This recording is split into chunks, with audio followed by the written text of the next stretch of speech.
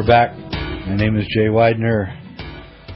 Smoke and Mirrors Radio Hour. We're talking to Neale Donald Walsch. Neale, I'd keep bringing it up on the show. There's this curious fact of history that every 85 years, which is about the length of one human life, and is also the orbit of Uranus, the planet Uranus, the United States goes through a absolutely revolutionary period, starting with the Revolutionary War, then 85 years later the Civil War, 85 years later Great Depression, World War II, and now here we are 85 years later. And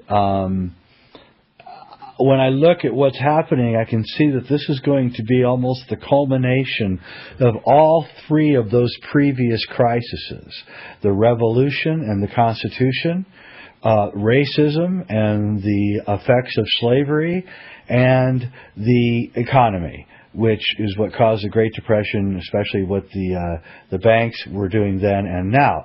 And so I think what we're headed for is something so absolutely spectacularly monumental that I have no words to even describe what it is I think is going to happen.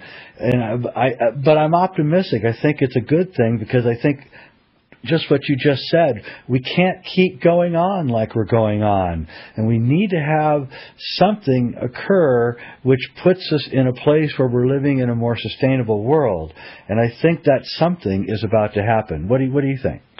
Well, I think that we are, I agree with you. I think that we are, I do have words for it. They're not original words, but they are words.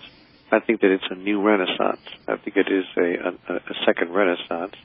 And I think that this renaissance will occur, and is occurring now, at a rate and at a speed that's 10 times as fast as the first Renaissance.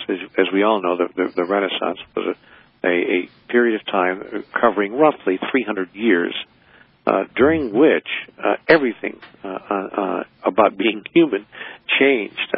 Humanity's understanding and expression of spirituality, its understanding and expression of commerce, business, and industry, its understanding and expression of art and culture, its understanding and expression of relationships and sexuality, its understanding of really an expression of everything during that 300-year period changed, such as to create almost a new way of being human at the end of that 300 years that would have been unrecognizable to human beings 300 years earlier. Now, I'm told that the same kind of thing is occurring right now, only at a rate that's 10 times as fast, with it exponentially increasing by a factor of 10. Therefore, over a period of 30 years rather than 300 years, we will see these same kinds of changes, and we are seeing them now with the financial upheaval of the past 24 months as part of that entire process.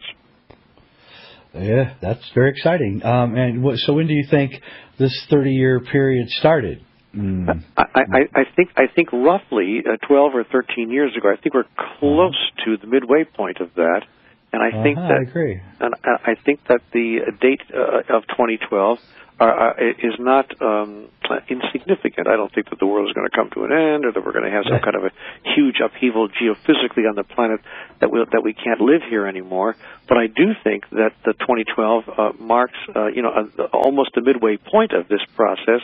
And the other side of that, we're going to start seeing the manifestations, that is, the outfalls of all of the building blocks that have been put in place for these changes that will affect us economically, socially, culturally, artistically, and of course spiritually, and politically as well. And we're seeing that now. It is not a coincidence in my mind that Barack Obama would be elected president of the United States right in the middle of this period, because that he would bring to the global political stage points of view and ideas that have not been heretofore publicly expressed. For instance, about a year ago when he was running for president, they asked him, "Is it true that you really were one of the earliest opponents of the Iraq War?" And he said, "Not only did I oppose the Iraqi War, but I opposed and spoke out against the kind of mindset that could even conceive of war as a solution to anything." Well, when I heard him say that, he had my vote right then and there. And I realized that it was just phenomenal that a person of such consciousness should find his way into the White House. I never thought that anything like that would occur.